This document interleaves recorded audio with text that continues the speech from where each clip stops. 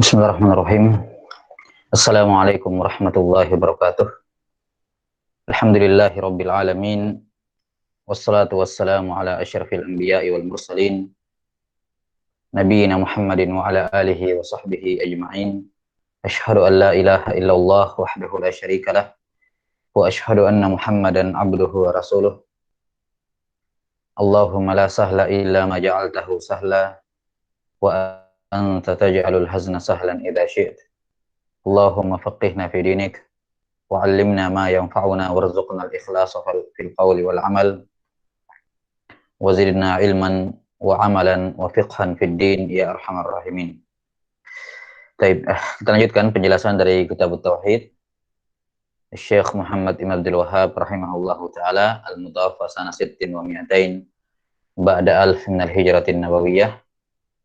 Sekarang pada bab yang ke-34, qala rahimahullahu taala babu ma jaa fi qaulillahi taala afa aminu makrallah fala ya'manu makrallahi illal qaumul khasirun.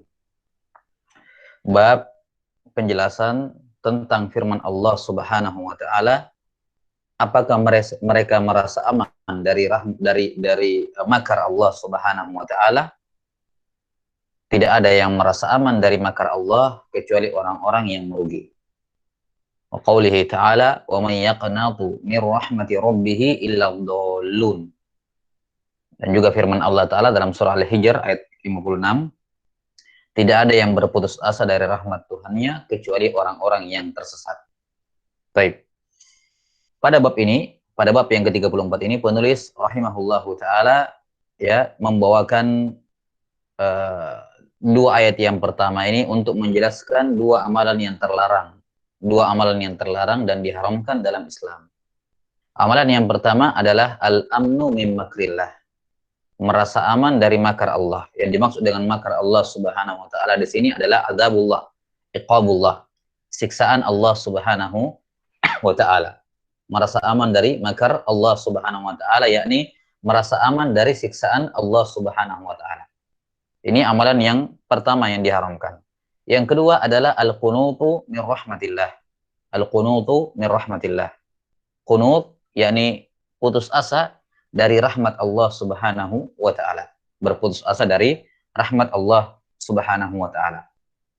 Nah, bab ini dibawakan oleh beliau rahimahullahu taala untuk menunjukkan bahwa dua hal ini adalah amalan yang diharamkan. Dua amalan ini adalah amalan yang diharamkan. Seorang merasa aman dari makar Allah Subhanahu wa taala, merasa aman tidak mendapatkan siksaan Allah taala. Sekaligus atau di sisi yang lain atau amalan yang kedua adalah berputus asa dari rahmat Allah Subhanahu wa taala. Berputus asa dari rahmat Allah Subhanahu wa taala. Adapun korelasi atau hubungan antara bab ini dengan bab sebelumnya berkenaan dengan bahwa bab ini datang sehubungan dengan pembahasan bab-bab sebelumnya.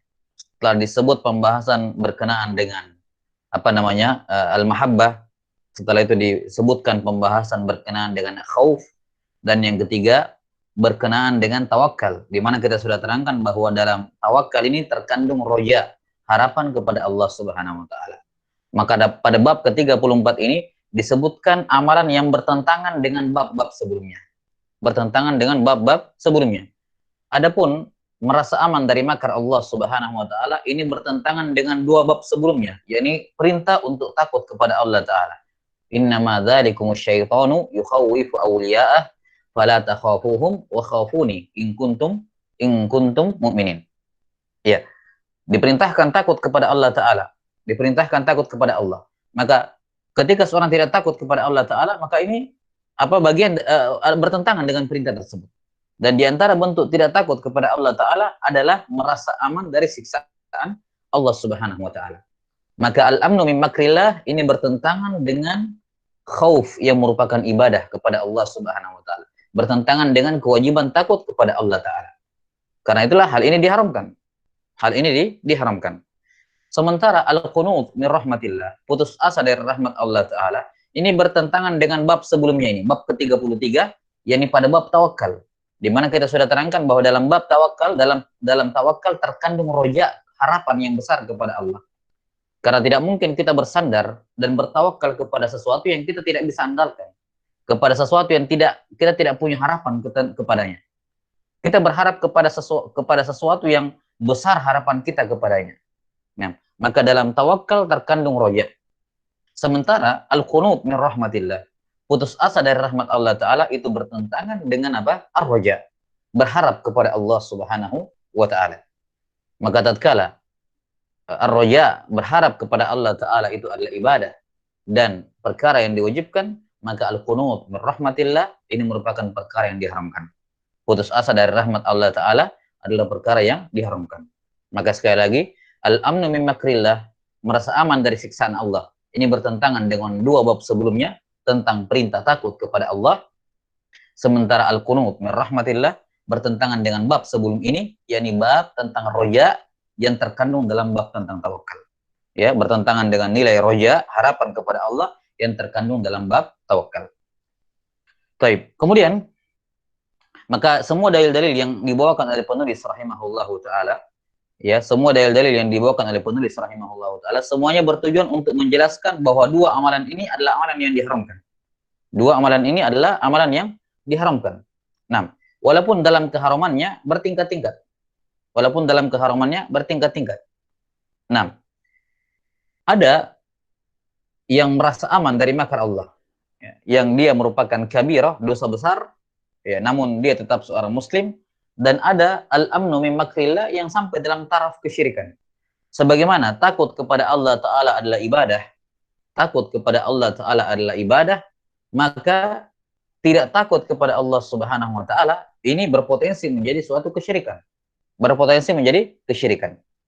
Karena itulah para ulama mengatakan al-amnu min makrillah itu ada dua bentuk, atau ada dua tingkatan. Merasa aman dari siksaan Allah Ta'ala itu ada dua tingkatan. Tingkatan yang pertama adalah merasa aman dari makar Allah Ta'ala secara mutlak. Secara mutlak sehingga menghilangkan rasa takutnya kepada Allah Ta'ala. Tidak ada takut-takutnya sama sekali kepada Allah Ta'ala. Ya, tidak ada takut-takutnya sama sekali kepada Allah Ta'ala. Maka yang seperti ini, ketika dia merasa aman dari siksaan Allah, di mana perasaan ini, merasa aman ini, menafikan akar takutnya kepada Allah Ta'ala, sehingga sama sekali tidak ada takutnya kepada Allah, maka ini merupakan bentuk kekafiran dan kesyirikan. Al-amnu min makrillah yang merupakan kesyirikan. Adapun kalau dia merasa aman dari makar Allah, ya, adapun kalau dia merasa aman dari makar Allah Subhanahu wa Ta'ala, ya, merasa aman dari makar Allah Ta'ala, dalam keadaan dia masih punya takut kepada Allah Ta'ala, masih punya takut, ya, masih punya takut, cuman dalam keadaan-keadaan tertentu dia merasa, ya, merasa aman dari siksaan Allah Subhanahu wa Ta'ala. Maka yang seperti ini tidak menafikan keimanannya, tidak menghilangkan akar takutnya, namun menguranginya. Namun mengurangi kadar takutnya kepada Allah Ta'ala, sehingga mengurangi kadar tauhidnya, mengurangi kesempurnaan tauhidnya. Nah, demikian pula al-qunut min rahmatillah juga ada dua tingkatan. Orang yang merasa putus asa dari rahmat Allah. Ada dua tingkatan. Tingkatan yang pertama, yang putus asa kepada Allah Ta'ala sampai menghilangkan akar rojaknya kepada Allah, sehingga sama sekali tidak ada harapannya kepada Allah Ta'ala. Yang ada hanyalah su'uzon kepada Allah Subhanahu wa Ta'ala. Tidak ada rojak. Betul-betul hilang harapannya kepada Allah Ta'ala, maka ini jatuh dalam kesyirikan dan kekafiran. Orang yang kehilangan harapan secara total dari Allah Subhanahu wa Ta'ala, orang yang kehilangan harapan secara total kepada Allah Subhanahu wa Ta'ala sampai dia tidak berharap sama sekali kepada Allah Ta'ala, ini adalah kesyirikan dan kekafiran. Ini adalah kesyirikan dan kekafiran. Sementara al-qunut min rahmatillah, bentuk yang kedua atau tingkatan yang kedua, adalah orang yang masih punya akar roja, masih punya harapan kepada Allah Ta'ala, tapi pada keadaan-keadaan tertentu dia kehilangan harapannya. Dia kehilangan harapannya kepada Allah Subhanahu wa Ta'ala karena satu dan lain hal dari kelemahan imannya. Maka ini bentuk yang kedua, tidak menghilangkan akar rojaknya, tidak mengeluarkan dia dari Islam, namun dia terjatuh dalam dosa yang besar, dosa yang diharamkan. Jelas ya? Ini masing-masing al-amnu min makrillah dan al-qunut min rahmatillah itu ada dua tingkatan. Tingkatan yang pertama itu mengkafirkan, dan tingkatan yang kedua itu tidak mengkafirkan. Ya, yakni mengurangi kesempurnaan tauhid. Bentuk yang pertama mencabut akar tauhid dari dasarnya sehingga hilanglah tauhid dari dalam hatinya. Nah, kemudian ini saya lupa tadi, seharusnya kita sebutkan di awal. Al-amnu min makrillah. Apa itu hakikat aman? Merasa aman dari siksaan Allah. Apa hakikatnya? Hakikatnya kata para ulama, al-amnu min makrillah adalah seorang seorang berpikir bahwa dia tidak akan disiksa oleh Allah Subhanahu wa taala padahal dia sudah melakukan sebab-sebab yang mengharuskan dia disiksa. Misalnya Allah taala berfirman, Rasulullah sallallahu alaihi wasallam bersabda, siapa yang melakukan ini akan disiksa. Siapa yang melakukan ini disiksa. Dia sudah melakukannya. Dia sudah melakukan sebab-sebab dia mendapatkan siksaan. Namun bersamaan dengan itu dia merasa dia tidak akan disiksa. Dia merasa tidak akan disiksa. Nah, ini namanya al-amnu min makrillah. Yani merasa aman dari hukuman padahal dia sudah melakukan sebab-sebabnya. Dia sudah melakukan apa? Sebab-sebabnya. Jelas sampai sini? Sementara al-qunut min rahmatillah, yakni dia berputus asa dari rahmat Allah Subhanahu wa taala. Berputus asa dari rahmat Allah Subhanahu wa taala. Ya. Nah, dan rahmat Allah Subhanahu wa taala, rahmat Allah taala tidak terkait dengan secara umum, ya, rahmat yang bersifat umum itu tidak terkait dengan sebab-sebab tertentu. Ya, berbeda dengan hukuman. Hukuman kan terkait dengan sesuatu, yakni Allah menghukum kalau ada sebabnya. Sementara rahmat, walaupun tanpa sebab, Allah Ta'ala merahmati seluruh hambanya. Karena itulah, rahmat itu dari sifat-sifat zatiyah Allah. Allah terus-menerus memiliki sifat rahmat. Tidak pernah lepas dari Allah Ta'ala sifat rahmat ini. Ya. Sementara sifat, al-makr, sifat al-uqubah, ya, sifat, intiqam, menyiksa, dan seterusnya, ini adalah sifat fi'liyah. Sifat yang hanya Allah lakukan, yang Allah bersifat dengannya jika Allah kehendaki. Jika ada sebab-sebabnya yang membuat Allah Ta'ala menghendaki. Jelas sampai sini? Maka ini perbedaan al-makr, ya, dengan rahmah. Bahwa al-makr ini termasuk sifat-sifat fi'liyah yang hanya Allah bersifat dengannya ketika ada sebabnya. Ada ketika Allah menghendaki. Sementara rahmat, terus-menerus Allah Ta'ala bersifat rahmat. Tidak ada satu sedikit pun waktu Allah Ta'ala tidak rahmat. Karena itulah, walaupun dua-duanya sama-sama dosa besar, tapi qunut min rahmatillah lebih Allah murkai dibandingkan merasa aman dari makar Allah. Dua-duanya haram, dua-duanya dosa besar. Tapi kalau kita mau banding-bandingkan dosanya, besar-besaran mana, orang yang merasa aman dari, ini tentunya kita berbicara mengenai tingkatan yang kedua, ya. Tingkatan yang dia masih punya tauhid. Tidak menghilangkan akar takutnya, khaufnya, tidak menghilangkan akar rojanya. Kalau itu kan sudah jelas dia musyrik kafir. Ini bentuk yang kedua ini. Masing-masing daripada dua bentuk ini. Aman min makrillah bentuk yang kedua, al-qunut min rahmatillah bentuk yang kedua. Yakni yang tidak menghilangkan akar takut dan tidak menghilangkan akar roja. Hanya mengurangi kesempurnaan tauhidnya. Dua-duanya dosa besar. Dua-duanya muharram. Tapi yang mana yang paling parah keharamannya? Yang paling parah keharamannya adalah al-qunut min rahmatillah. Al-qunut min rahmatillah. Sama-sama haram, tapi ini lebih haram. Kenapa? Karena hukuman, ghadab, murka, makar, dan seterusnya dari sifat-sifat Allah Ta'ala yang berkenaan dengan mengancam, menyiksa, itu sifatnya, itu adalah sifat fi'liyah. Yang Allah bersifat dengannya kapan Allah kehendaki. Sementara sifat rahmat itu sifat dzatiyah, tidak pernah Allah tidak merahmati. Dan para ulama mengatakan bahwa sifat dzatiyah itu lebih tinggi dibandingkan sifat fi'liyah. Sifat dzatiyah itu lebih utama dibandingkan sifat fi'liyah. Maka menentang atau melakukan amalan yang bertentangan dengan sifat dzatiyah itu lebih haram dibandingkan sifat melakukan amalan yang bertentangan dengan sifat fi'liyah Allah Ta'ala. Sama-sama haram, tapi ini lebih haram. Jelas sampai sini? Ya, lebih haram. Nah, apalagi rahmat Allah Ta'ala melingkup segala sesuatu. Sementara makar Allah, siksaan Allah hanya melingkup orang-orang kafir, hanya melingkup orang-orang yang pantas untuk disiksa. Sementara rahmat Allah tidak ada masalah pantas-pantasan. Semuanya pantas dirahmati. Semuanya Allah Ta'ala merahmati seluruhnya. Mau muslim, mau kafir, Allah merahmati semua mereka semuanya. Ya, Rabbana wasi'ata kulla syai'in rahmatan wa ilma. Wahai Tuhan kami, rahmat dan ilmu melingkup segala sesuatu. Maka di mana ada ilmu Allah, di situ ada rahmat Allah Ta'ala. Sedalam apapun, sampai sekecil apapun ilmu Allah sampai di sana, maka rahmat Allah Ta'ala juga sampai di sana. Rabbana wasi'ta kulla syai'in rahmatan wa ilma. Karena itulah, dari dua pelanggaran ini, al-qunut min rahmatillah, ini merupakan dosa yang lebih besar keharamannya, lebih besar dosanya dibandingkan al-amnu min makrillah, walaupun dua-duanya merupakan hal yang merupakan dua-duanya merupakan kabirah, dua-duanya merupakan apa? Dosa besar. Baik, Allahu taala alam bisawab. Dalam bab ini penulis rahimahullahu taala membawakan 4 dalil, 2 dalil dari Al-Qur'an dan 2 dalil dari sunnah Rasulullah sallallahu alaihi wasallam.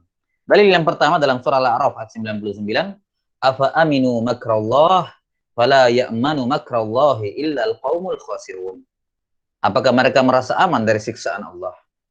Tidak ada yang merasa aman dari siksaan Allah, padahal dia sudah melakukan sebab-sebabnya. Tidak ada yang merasa aman kecuali mereka, kecuali kaum yang merugi. Taib. Ayat ini menunjukkan bahwasanya al-amnu min makrillah, merasa aman dari siksaan Allah itu merupakan dosa besar dari 2 sisi. Sisi pendalilan ayat ini dari 2 sisi. Sisi yang pertama adalah istifham ingkari pada kalimat afa aminu makrallah. Apakah mereka merasa aman dari makar Allah? Ini memang secara zahir istifham, kata tanya. Hamzah itu hamzah huruf istifham untuk bertanya. Tapi uslubnya adalah istifham ingkari.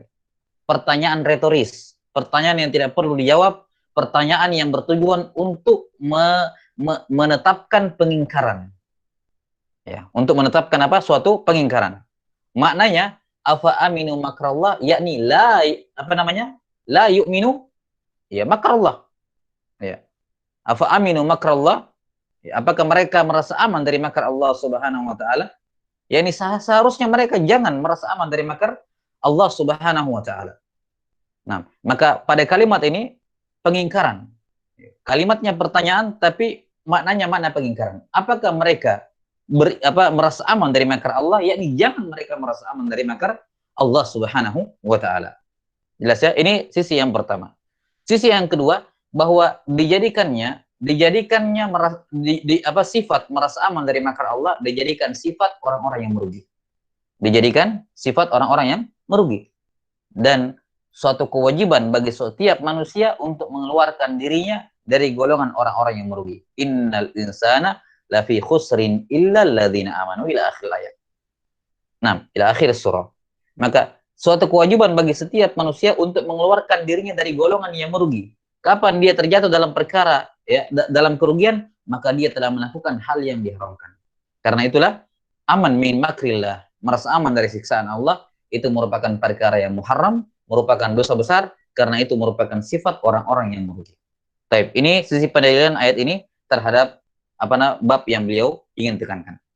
Kemudian ayat yang kedua, wa qaulihi ta'ala, wa may yaqnatu min rahmati rabbih illa dhallun.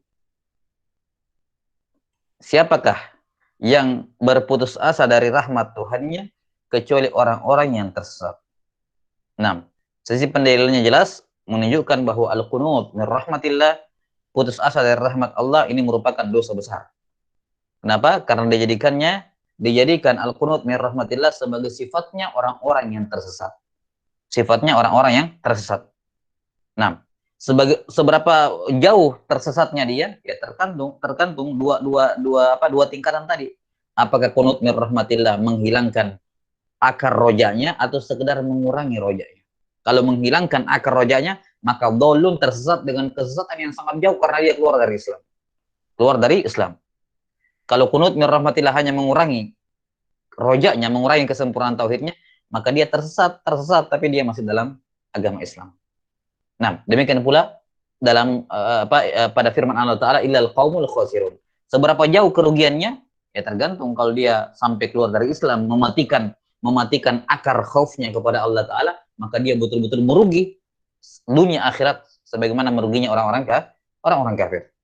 Demikian pula sebaliknya. Taib. Kemudian dalil yang ketiga, qala rahimahullah wa ibn Abbas radhiyallahu anhu, anna Rasulullah sallallahu alaihi wasallam su'ila 'anil kaba'ir wa qala syirku billahi wal ya'su min rauhillahi wal amnu min makrillah. Ini hadis tidak disebutkan siapa yang meriwayatkannya. Ini diriwayatkan oleh Al-Bazzar dan juga At-Tabrani rahimahullahu taala. Dengan sanad yang hasan. Ada khilaf ya dalam hukumnya. Dalam hukum riwayat ini apakah sahih atau tidak. Nah, cuman menurut Ibnu Katsir rahimahullahu taala di sini sanadnya dhaif, namun yang asbah, yang benarnya ini hadis mauquf. Ala kulli hal, hatta sebagian ulama menghasankan sanad hadis ini secara marfu dari Nabi sallallahu alaihi wasallam. Hatta walaupun kita katakan mauquf, maka ini memiliki hukum marfu. Memiliki hukum marfu. Karena termasuk hadis-hadis yang mauquf, yakni ucapan sahabat, tapi memiliki hukum marfu, statusnya sama seperti sabda Nabi sallallahu alaihi wasallam, adalah kalau sahabat mensifati suatu amalan sebagai suatu kabirah, suatu dosa besar. Karena kabirah ini merupakan sifat khusus yang tidak mungkin sembarangan diitlakkan, digunakan oleh para sahabat untuk menghukumi suatu perbuatan kecuali sudah ada tauqif dari Nabi sallallahu alaihi wasallam. Ya, ala kulli hal, hadits ini imma sebagian menghasankan sanadnya secara marfu dan sebagian lain merojihkan riwayat yang mauquf. Ala kulli hal, hatta walaupun mauquf, kita katakan hukumnya hukum marfu. Dan ini pendapat yang paling kuat di kalangan para ulama, bahwa ucapan sahabat ini dosa besar, ya, itu kekafiran, itu kesyirikan, ucapan sahabat seperti itu hukumnya sama seperti kalau Nabi sallallahu alaihi wasallam yang mengucapkannya. Baik. Kata Ibnu Abbas radhiyallahu anhuma, Rasulullah sallallahu alaihi wasallam ditanya tentang al-kabair, dosa besar. 6. Faqala asyirku billah, syirik kepada Allah. Al-ya'su min rauhillah, putus asa dari bantuan Allah, wal amnu min makrillah, dan merasa aman dari makar Allah Subhanahu wa taala. 6. Sisi pendalilan hadis ini terhadap judul bab tentunya jelas pada kalimat kedua dan yang ketiga. Wal amnu min makrillah, wal ya'su min rauhillah. Al-ya'su min rauhillah itu merupakan salah satu bentuk dari al-qunut min rahmatillah. Qunut min rahmatillah itu umum, putus asa dari rahmat Allah pada segala hal, itu umum. Nah, salah satu bentuk qunut min rahmatillah adalah al-ya'su min rauhillah. Jadi al-ya'su min rauhillah itu lebih sempit. Dia salah satu bentuk dari bentuk-bentuk qunut min rahmatillah. Karena ar-rauh itu konotasinya adalah bantuan ketika terkena musibah atau ketika keadaan terjepit. Itu konotasinya rauh. Rauh ya, di fathah ra-nya, bukan ruh, rauh. Rauh itu bermakna nasr. Ya. Rauh bermakna nasr, yakni pertolongan Allah Subhanahu wa taala. Maka makna wal ya'su min rauhillah, yakni putus asa dari mendapatkan bantuan Allah ketika dia dalam keadaan genting, ketika dia dalam keadaan mendapatkan musibah. Ya, sementara al-qunut min rahmatillah umum pada segala hal. Ya, maka di sini al-ya'su min rauhillah ini sebagai wakil ataupun wakil dari bentuk dari qunut min rahmatillah, karena dia merupakan salah satu bentuk dari bentuk-bentuk qunut. Jelas ya? Nah, ini pendalilannya jelas. Kemudian dikatakan minal kabair. Ini tiga-tiganya dosa besar. Syirik jelas. Al-ya'su min rahmatillah, al-amnu min makrillah. Semuanya merupakan dosa besar. Dan inilah sisi pendalilan dari penulis rahimahullah terhadap hadis ini. Sebagian ulama ada yang memberikan dobit, batasan dosa besar. Bagaimana cara membedakan ini dosa besar, dosa kecil? Sebagian memberikan batasan. Kalau dosa tersebut, kalau dosa itu tersebut dalam Al-Quran, maka itu dosa besar. Amalan pelanggaran yang tersebut dalam Quran, maka itu termasuk tanda dosa besar. Ya, tanda bahwa itu dosa besar. Bukan maksudnya kalau tersebut di Quran dosa besar, kalau di hadis dosa kecil. Bukan itu maksudnya. Tapi indikator suatu dosa itu dosa besar adalah ketika tersebut dalam Quran. Dan al-ya'su min rauhillah tersebut dalam Quran dengan bahasa yang lebih umum, yaitu wa may yaqnatu min rahmatillah, min rahmati rabbih, al-qunut min rahmatillah. Wal amnu min makrillah juga tersebut dalam Quran pada firman Allah, fala ya'manu makrallahi illal qaumul khasirun. Baik. Kemudian dalil yang terakhir, wa Ibnu Mas'ud radhiyallahu anhu annahu qala akbarul kabair al-isyraku billah wal amnu min makrillah wal qunutu min rahmatillah wal ya'su min rauhillah, rawahu Abdur Razzaq. Nah, dari Ibnu Mas'ud radhiyallahu anhu beliau berkata, ini hadis mauquf, ucapannya Ibnu Mas'ud, bukan dari Nabi sallallahu alaihi wasallam. Yani bukan ucapan Nabi sallallahu alaihi wasallam. Kata Abdullah bin Mas'ud, akbarul kabair, dosa besar yang paling besar. Kata para ulama seperti yang sudah kita sebutkan tadi, ini walaupun dari ucapan Ibnu Mas'ud tapi hukumnya hukum marfu. Yani sama saja kalau Nabi sallallahu alaihi wasallam yang mengucapkannya. Karena untuk menetapkan suatu dosa itu akbarul kabair, tingkatan-tingkatan dosa, itu menetapkan tingkatan-tingkatan dosa, itu tidak mungkin ijtihad dari para sahabat. Sahabat tidak akan mungkin berijtihad dalam menetapkan ini dosa paling besar, ini di bawahnya, ini yang paling besar, tidak mungkin. Sebagaimana maratibus thawab, tingkatan-tingkatan pahala, itu tidak mungkin dari ijtihad sahabat, pasti dari Nabi SAW. Karena itulah ketika Abu Hurairah radhiyallahu anhu mengatakan, siapa yang memukul wazak, satu kali pukul mati dapat 100, dua kali pukul mati dapat 90, tiga kali pukul mati dapat 80. Ini maratibus thawab, tingkatan-tingkatan pahala seperti ini mustahil dari kantongnya Abu Hurairah. Maka hadis itu walaupun dari ucapannya Abu Hurairah, tapi kata para ulama hukumnya hukum marfu. Sama saja kalau Nabi SAW yang bersabda demikian. Mengapa? Karena maratibus thawab itu la mahalla dari ijtihad fi. Tidak ada tempatnya ijtihad di situ. Pasti Abu Hurairah ambil dari Nabi SAW walaupun tidak ditegaskan. Ya, maka demikian pula di sini ketika sahabat menyebutkan maratib dosa-dosa besar. Ya. Kita sudah sebutkan ya bahwa penetapan kabiro saja bahwa ini dosa besar itu bukan perkara ijtihad dari para sahabat. Apalagi dikatakan di sini akbarul kabair. Ini sudah menetapkan tingkatan-tingkatan dosa-dosa besar. Nah, dosa besar banyak ini. Nah, ini yang paling besar nih. Penetapan seperti ini dari sahabat tidak mungkin dari kantong mereka, dari ijtihad mereka. Pasti dari Nabi Shallallahu Alaihi Wasallam. Karena itulah hadis ini walaupun mauquf tapi hukumnya hukum marfu. Sama saja kalau Nabi Shallallahu Alaihi Wasallam yang bersabda dengannya. Baik. Dosa besar yang paling besar yang pertama al-isyraku billah. Syirik kepada Allah Subhanahu wa taala. Yang kedua wal amnu min makrillah. Yang ketiga wal qunutu min rahmatillah dan yang keempat wal ya'su min rauhillah. Baik, syahidnya jelas tiga kalimat yang terakhir. Dan di sini al ya'su min rauhillah wal qunutu min rahmatillah ini min bab atfil khas alal am. Mengatofkan sesuatu yang khusus kepada sesuatu yang umum. Mengatofkan sesuatu yang khusus kepada sesuatu yang umum. 6.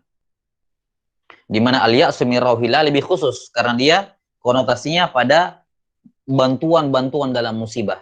Maka al-ya'su min rauhillah yakni putus asa dari mendapatkan bantuan Allah Subhanahu wa taala. Wal qunut min rahmatillah lebih umum. Pada segala hal dia putus asa dari rahmat Allah. Dan berhubung ya, dengan keadaan yang terjadi di sekitar kita dari saudara-saudara kita yang tertimpa musibah, ini hal yang perlu diperhatikan. Ya, bagi kawan-kawan yang menjadi relawan ke sana ataupun yang punya akses ke sana, ya hendaknya hal seperti ini diperhatikan. Ya, bahwa menyelamatkan iman itu perkara yang penting. Nah, memang betul tentunya mereka membutuhkan bantuan yang bersifat materi. Namun hal yang seperti ini perhatikan jangan sampai mereka kehilangan harapannya dari Allah Ta'ala. Karena itu perkara yang mengerikan. Kalau ketika dia sudah tertimpa musibah, dia sudah terhilang harapannya dari Allah Ta'ala. Wal ya'su min rauhillah. Putus asa dari bantuan Allah Ta'ala ketika tertimpa musibah, ini perkara yang bukan perkara yang sepele, ini perkara yang besar, masalah yang besar. Nah, maka sebagaimana ada orang-orang yang tergelincir dikarenakan mendapatkan nikmat, maka di sana juga ada orang-orang yang tergelincir ketika tertimpa musibah. Maka hendaknya diperhatikan bagi kawan-kawan yang menjadi relawan di daerah-daerah musibah, ya hendaknya hal ini selalu diingatkan kepada saudara-saudara kita yang tertimpa musibah agar tetap menjaga sifat rasa optimis dan husnuzonnya kepada Allah Subhanahu wa taala. Ya, menjaga sifat optimis dan husnuzonnya kepada Allah Ta'ala. Jangan sedetik pun terbersit dalam pikirannya ya putus asa dari rahmat Allah Ta'ala. Putus asa dari rahmat Allah Ta'ala. Dan di sisi lain jangan dia membuat orang-orang yang tertimpa musibah tersebut tergantung hatinya kepada relawan tersebut. Ya, yang dibantu dengan maksimal tentunya dengan ini, tapi tetap harus disisipi dengan siraman-siraman rohani yang menguatkan mereka. Karena memperbaiki mental orang-orang yang terkena musibah itu sudah menghilangkan setengah dari permasalahan mereka. Ya. Ketika ada seorang tertimpa musibah kemudian mengalami kerugian materi bahkan nyawa sekalipun, ketika kita memperbaiki mentalnya maka kita sudah menghilangkan setengah dari permasalahannya, setengah yang lain sisa perkara materi. Nah, maka ini bersehubungan dengan apa yang terjadi di tengah-tengah kita berupa musibah, Maka hendaknya diperhatikan. Jangan sampai seorang itu ketika dia tertimpa musibah seberat apapun, kemudian terbersit dalam pikirannya putus asa dari bantuan Allah Ta'ala ketika terkena musibah. Ingat firman Allah Subhanahu wa Ta'ala, "Inna ma'al usri yusra, inna ma'al usri yusra." Takkid, dikuatkan oleh Allah Subhanahu wa Ta'ala bahwasanya apa? Setiap kesulitan akan datang kemudahan. Bahkan ketika suatu kesulitan, suatu musibah mencapai titik puncak parah-parahnya, sampai kita merasa pada titik yang terendah, saat itulah pertolongan sudah dekat. Saat itulah pertolongan sudah dekat. Kalau cobaannya masih ringan-ringan, maka biasanya itu masih jauh pertolongan Allah Subhanahu wa Ta'ala. Ya, itu biasanya masih jauh. Lihat para rasul, kapan bantuan Allah datang kepada mereka? Nabi, para rasul dan orang-orang beriman, nanti ketika mereka mengatakan apa? Mata nasrullah. Kapan ini datang pertolongan Allah? Ya. Ketika mereka sudah sampai seperti itu, datanglah bantuan Allah Subhanahu wa Ta'ala. Nah, maka dan ini diantara rahmat Allah Subhanahu wa Ta'ala untuk membuat hamba kembali kepada Allah Ta'ala. Karena bantuan sekecil apapun, ya, cahaya sekecil apapun yang diberikan pada waktu yang tepat, itu lebih berpengaruh ke dalam hati orang yang menerimanya dibandingkan bantuan yang besar pada momen yang belum terlalu dibutuhkan. Belum terlalu dibutuhkan. Maka ini hikmah Allah Subhanahu wa Ta'ala, terkadang Allah Ta'ala mengundurkan solusi dari permasalahannya sampai dia merendah, betul-betul terpuruk di hadapan Allah Ta'ala, sehingga ketika Allah memberikan solusi kepadanya, terasa betul ikatan batinnya dengan Allah Subhanahu wa Ta'ala. Bersyukur sekali kepada Allah Ta'ala. Dibandingkan baru awal-awal kena musibah sudah dikasih solusi, dia belum terlalu tunduk kepada Allah Ta'ala. Maka butuh bantuan ya, yang diberikan pada saat momen-momen genting itu akan selalu diingat, akan selalu tertanam dalam hati, dan akan menguatkan hubungan antara yang ditolong dengan yang menolong, dibandingkan bantuan sebesar apapun, tapi pada momen-momen yang kita masih bisa bertahan, kemudian dibantu. Ya. Ini hal yang ma'ruf saya kira. Hal yang jelas, kan begitu. Ya, kita sekarang dalam keadaan seperti ini, dikasih uang misalnya 1 juta, ya, dikasih uang misalnya 10 juta, ya bersyukur ya, dalam kondisi seperti ini. Tapi pas kena musibah dapat 1 juta saja luar biasa. Kan begitu. Kenapa? Pertolongan datang di momen yang tepat, di masa-masa yang berat. Ya. Itulah yang menyebabkan kenapa sedekahnya para sahabat minas sabiqinal awwalin sebelum perjanjian Hudaybiyah pahalanya jauh lebih besar dibandingkan sedekahnya para sahabat yang bersedekah setelah Fathu Makkah. Kata Nabi SAW, "Lau anfaqa ahadukum misla Uhudin zahaba ma balagha mudda ahadihim wala nasifah." Ya, seandainya ada seorang sahabat, ini beliau bersabda kepada Khalid ibn Walid ketika beliau ada kelas dengan Abdurrahman ibn Auf. Abdurrahman bin Auf minas sabiqinal awwalin. Khalid ibn Walid itu masuk Islamnya belakangan. Setelah Fathu Makkah. Nah, masuk Islamnya beliau belakangan. Abdurrahman bin Auf dari awal-awal Islam. Orang-orang pertama yang masuk dalam Islam di Mekah, pas Mekah. Nah, ketika bertengkar, Nabi SAW bersabda kepada Khalid ibn Walid radhiyallahu an, Saifullah, ya, kata Nabi SAW, la tasubbu ashabi. Wahai Khalid, jangan celah sahabatku. yakni Abdurrahman bin Auf. Kenapa? Seandainya kamu, wahai Khalid, ya, bersedekah dengan 1 gunung Uhud emas, ya, kamu infakkan semua di jalan Allah Ta'ala, itu tidak akan setara dengan sedekahnya Abdurrahman bin Auf 1 mud atau bahkan setengahnya. Ini sesama sahabat. Para ulama menjelaskan mengapa tidak setara?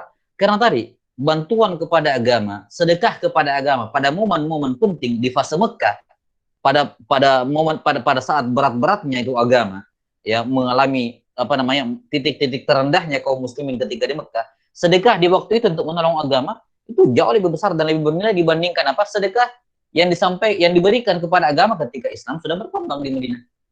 Ya, maka beda nilainya.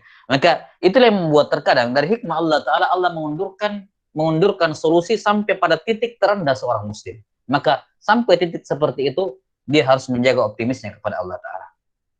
Harus menjaga optimisnya kepada Allah. Selalu husnuzon kepada Allah bahwa serendah apapun, terpuruk bagaimanapun kondisi ataupun situasi merendahkan kita, membuat kita sampai terpuruk, tidak boleh seorang kehilangan optimisnya kepada Allah Ta'ala. Selalu roja, jaga harapannya kepada Allah Subhanahu Wa Ta'ala. Karena kalau dalam momen seperti itu saja fisiknya, dunianya, materinya sudah terpuruk, kemudian dia perparah dengan menghilangkan rojaknya kepada Allah, itu semakin memperparah keadaannya. Ya, cukuplah fisiknya yang terpuruk, jangan batinnya. Batinnya tetap tinggi, berharap kepada Allah Subhanahu wa taala. Dan kapan fisik dan mentalnya terpuruk dua-duanya, fisiknya terpuruk, mentalnya jauh dari Allah taala, yakni putus asa dari rahmat Allah taala, maka itu merupakan apa? Ya, kesengsaraan yang sempurna. Kesengsaraan yang sempurna ketika semuanya berada pada titik terendah, mental dan apa namanya? Fisik dan mentalnya. Nah, Allahu taala alam bisawab. Qala rahimahullahu taala fihi masail. Al-ula tafsiru ayatil A'raf. Tafsir ayat A'raf sudah. As-saniyah tafsiru ayatil Hijr. As-salitsah syiddatul wa'idi fi man amina makrallah. Kerasnya ancaman bagi orang yang merasa aman dari siksaan Allah. Yani ancamannya adalah apa? Al-khasirun. Ya, mereka merugi dunia akhirat. Ar-rabi'ah syiddatul wa'idi fil qunub. Ya, kerasnya ancaman bagi orang yang putus asa dari rahmat Allah dikatakan sebagai orang-orang yang merugi. Nah, kemudian satu tambahan berkenaan dengan masalah ini, bahwa hadis ini menunjukkan, atau pembahasan bab ini menjelaskan tentang sifat sikap seseorang. Ya, bagaimana dia jangan sampai mematikan, menghilangkan ataukah merendahkan, mengurangi kadar harapannya kepada Allah Subhanahu wa taala. Itu saja sudah merupakan dosa besar. Maka lebih besar lagi dosanya kalau dia pesimis terhadap nasib orang lain akan rahmat Allah. Ya, lebih besar lagi. Dia pesimis terhadap dirinya sendiri terhadap rahmat Allah, itu sudah dosa besar. Maka lebih dosa besar lagi kalau dia pesimis tentang orang lain. Tentang orang lain. Karena itulah kita dalam akidah Ahlus Sunnah wal Jamaah tidak boleh memastikan pelaku maksiat itu dengan neraka. Kita harapkan dia mendapatkan rahmat Allah Ta'ala. Separah apapun keadaannya, tidak boleh kita katakan pasti masuk neraka sudah. Ini orang sudah parah sekali sudah, tidak bisa tertolong lagi. Tidak boleh. Kita tetap ya, kita takut. Di satu sisi kita khawatir dia mendapatkan hukuman Allah karena memang dia melakukan sebab-sebabnya. Wajar kita takut, kita khawatirkan dia disiksa oleh Allah karena dia melakukan sebab-sebabnya. Tapi di sisi lain kita tetap berharap agar Allah Ta'ala memberikan hidayah kepadanya. Memberikan hidayah kepadanya, memberikan petunjuk kepadanya, dan seterusnya. Ya. Maka jangan seorang membuat pesimis terhadap rahmat Allah. Pesimis terhadap rahmat Allah pada dirinya, dan jangan juga pada orang lain. Karena itulah kisah yang masyhur dari hadis Abu Hurairah radhiyallahu anhu, riwayat Al-Bukhari dan selainnya, ya, di mana dua orang Bani Israel, satunya pelaku maksiat, satunya ahli ibadah. Setiap hari ketemu, dinasihati oleh kawannya yang ahli ibadah, sampai suatu saat dia pun bosan mengingatkan, tidak diterima nasihatnya, karena kejahilannya dia mengatakan, wallahi la yaghfirullahu lak. Demi Allah, saya sudah beritahu kamu, nasihati kamu tiap hari, tidak mendengar, ya, demi Allah, Allah tidak akan mengampuni kamu. Kamu menentang terus. Maka Allah Ta'ala mewafatkan dua orang ini, kemudian Allah Ta'ala berfirman, man dzalladzi yata'alla alayya alla aghfira li fulan fa inni qad ghafartu lahu wa ahbabtu amalak. Siapa yang berani-berani bersumpah atas nama saya? Karena dia tadi mengatakan, demi Allah, Allah tidak akan mengampuni kamu. Kata Allah, siapa yang berani bersumpah atas nama saya bahwa saya tidak akan mengampuni si fulan? Sungguh saya telah mengampuni dia dan menghapuskan amalan kamu. Yang berani-berani memutuskan rahmatku dari orang. Ya, memutuskan rahmat Allah Ta'ala dari pelaku maksiat. Nah, dari pelaku maksiat. Nah, maka ini juga hal yang harus diperhatikan, bahwa terkadang seorang merasa sangat pesimis, ya, pesimis dengan kondisi dirinya. Sudahlah, saya sampai sekarang usia segini, begini-begini saja, dari sisi ini, ya sudah, saya begini sajalah. Ini pesimis. Ya, kurang rojanya kepada Allah Subhanahu wa taala. Ya, apa maksudnya? Ya sudah, saya begini sajalah, enggak usah ditambah lagi, enggak usah ditingkatkan lagi, enggak usah ini. Apa maksudnya? Apakah dia merasa putus asa dari rahmat Allah, bahwa sudahlah, Allah berikan kamu sebegitu tok, enggak bisa lebih lagi? Ini putus asa dari rahmat Allah. Ini qunut min rahmatillah. Ya. Ketika dia mengatakan, saya sudah enggak bisa lagi, ya, memperbaiki diri, tidak bisa lagi menghafal, tidak bisa lagi, sudah saya mentok sampai di sini. Ini secara tidak langsung kamu kamu apa namanya berpikir bahwa sudah Allah berikan saya sebatas ini toh, nggak bisa lagi lebih. Ini bentuk putus asa dari rahmat Allah Subhanahu wa taala. Iya, putus asa dari rahmat Allah Subhanahu wa taala. Atau misalnya uh, menentukan atau menjadikan nasib orang lain berada di tangannya. Ya. Sehingga seakan-akan kalau tidak melakukan apa yang dilakukan, sudah orang itu akan binasa. Orang itu akan binasa. Nah, seorang dai misalnya, pokoknya maunya saya harus seperti ini. Kapan tidak dilakukan maka sudah. Ya. Atau misalnya orang tua kepada anaknya, pokoknya harus seperti ini, seperti itu, seperti ini. Terkadang ya betul itu tuntunan-tuntunan syariat, tapi terkadang ketika si anak tidak mendengarkan, si anak tidak mengikuti apa yang dia inginkan, sudah putus asa sudah. Misalnya disuruh masuk pesantren, tidak mau masuk pesantren. Seakan-akan sudahlah kamu dari pesantren binasa sudah. Parah sudah. Ini kan sudah kunut min rahmatillah. Kunut min rahmatillah. Ya kan? Ya. Kamu tidak ingat kondisi diri kamu sendiri. Memangnya kamu kenal pengajian usia berapa? Ya. Kamu kenal pengajian kapan? Tahun berapa? Usiamu usia berapa? Ini kok masih anak kecil masuk usia sekian, hanya gara-gara tidak mau di pesantren, kemudian dikatakan sudahlah, bakal buruk ini. Padahal kamu sendiri kenal agama usia berapa? Dan kamu jadi seperti itu sekarang atas rahmat Allah Ta'ala. Kenapa kamu menutup ya rahmat Allah Ta'ala dari orang lain? Ya, apalagi itu kepada anakmu sendiri misalnya, keluargamu sendiri. Nah, ini merupakan hal yang sangat berbahaya pada diri seseorang. Ketika dia menutup pintu rahmat Allah seakan-akan bahwa harus seperti ini, ya, yang dia yang mengatur semua, seakan-akan semua apa namanya kebahagiaan dunia akhirat anaknya itu di tangan dia, bukan di tangan Allah Ta'ala. Di tangan dia yang atur, dia yang kontrol semuanya. Kalau tidak ngikuti seperti ini, maka ini dan itu. Nah, ini di satu sisi, selain dia pesimis kepada Allah Ta'ala, bisa jadi kunut min rahmatillah, di sisi lain dia bertawakal kepada dirinya terhadap nasib anaknya, nasib keluarganya, nasib siapapun yang berada di bawah tanggungannya. Dia menjadikan nasib mereka di tangannya dia yang mengatur. Ya, seakan-akan dia bertanggung jawab total. Ya, memang betul di satu sisi bertanggung jawab, tapi tanggung jawab dalam artian bukan dalam artian apa? Pokoknya di tangan saya lah, saya menentukan mereka. Saya menentukan mereka mau jadi apa, mau begini dan begitu. Nah, ini semua merupakan bentuk ya yang dikhawatirkan bisa jadi masuk dalam bentuk pelanggaran terhadap nilai-nilai tawakal, ya, di mana kita menyerahkan segalanya kepada Allah Subhanahu wa taala dan tidak bersandar kepada kekuatan sendiri. Tidak bersandar kepada usaha sendiri, kekuatan sendiri, tapi kita bersandar kepada Allah Subhanahu wa taala. Nah, wallahu taala alam bisawab. Saya kira cukup sampai sini. Alhamdulillah ini selesai bab yang ke-34. Selanjutnya bab yang ke-35 tentang bersabar terhadap takdir. Ini penjelasannya cukup panjang juga. Insyaallah taala kita sambung pada pertemuan pekan depan. Wal ilmu indallah, nasallallahu taala yu'allimana mimma yanfa'una wa iyyanfa'ana bima 'allamana. Innahu waliyyu dzalika wal qadiru alaih. Subhanakallahumma bihamdik asyhadu an la ilaha illa anta astaghfiruka wa atubu ilaik. Walhamdulillahirabbil alamin. Wassalamualaikum warahmatullahi wabarakatuh.